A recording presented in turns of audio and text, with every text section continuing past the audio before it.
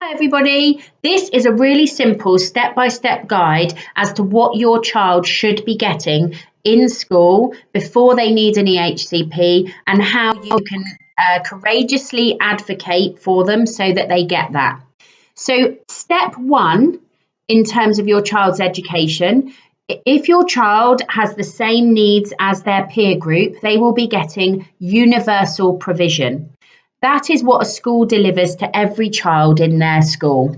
So, universal provision will support most children to progress within school. Next step up, if your child is having difficulties or challenges and has needs within specific areas of learning, they will go to the next level up, which is targeted provision. This targeted provision is delivered through the SEND notional budget, so that's £6,000.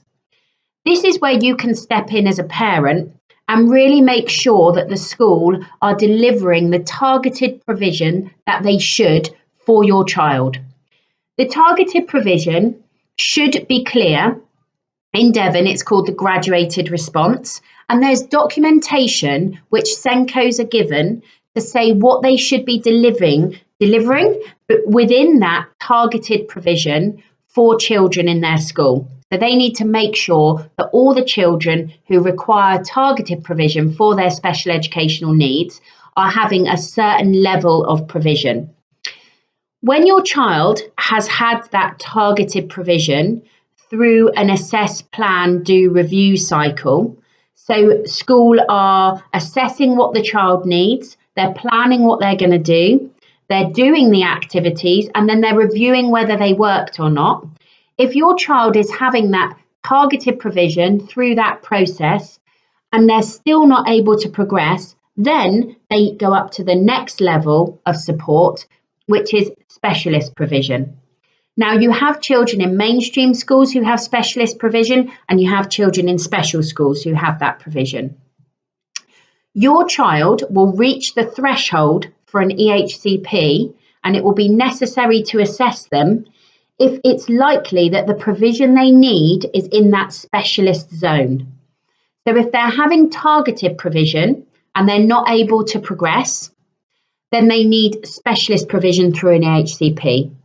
The difficulty for parents, and where you can really get stuck in terms of what your child's getting, is if you're in a school and your child needs targeted provision, they're still only getting universal provision, and they're not having an assess, plan, do, review cycle, and you don't gather the evidence to identify that specialist provision is required.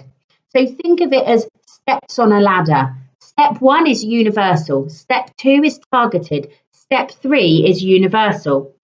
To get from universal to specialist provision, which is delivered through an EHCP, you and the teaching staff and the SENCO can work together to make sure your child is having that assess, plan, do, review cycle, and that their needs are being identified very early on. When you're having that targeted provision, you might also be wanting to have an Ed Psych report done, an OT report done, speech and language therapist to come in and identify what your child's needs are so that the targeted provision is actually bespoke for them.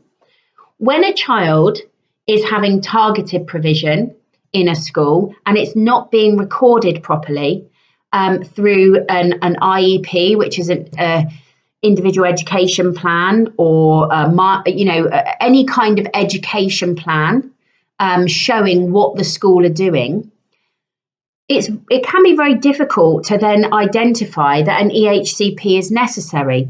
So what we really want to do, if your child is in school and they are struggling on this first rung of the ladder, they're having universal provision like all of their peers, and they are really struggling within the different areas of learning needs in school. So cognition and learning, which is about their academic ability, sensory and physical, which is about their sort of ability to it's about eating, sleeping, moving, using pens, any kind of physicality, toileting, And then you've got communication and interaction, and social, emotional, and mental health. So if your child has needs within those areas and they're not being met in school, they're not being supported, they're just getting universal provision.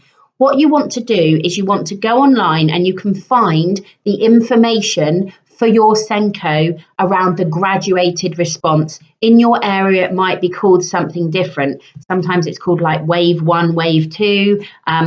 So if you want to know what yours is called for your area, get in touch with me, send me a PM, and I can try and work out and get you a document. But you can go into school with that graduated response document, and you can make sure that your child is getting the targeted provision that they should get through the notional budget for the school. That means your child should be on the SEN register, and they should be getting that provision which is over and above that of their peers, and their progress should be tracked. So if we know that we've been training really hard for a run and we've been tracking our progress, if we then don't do well, we can look back and we can go, oh, but we did do all this. What wasn't working? If the school are not tracking the progress of your child through that targeted response, so if you're not seeing any documentation about what they're doing, that's really something to sort of, stomp your feet about, because it's really, really crucial to know what works for your child and what doesn't. And that is how we would know whether an EHCP is required, because your child has had that targeted level of support and they still are not able to progress. They need significantly higher levels of support, and they need specialist support delivered through an EHCP. If you have any questions, just get in touch. This might be like a foreign language, and we're here to help you navigate that. But hopefully for some of you, this will give you the information you need to identify where your child is on those rungs of the ladder and how you're going to help move them forward so that they get the support they require. All right, have a great day. Bye.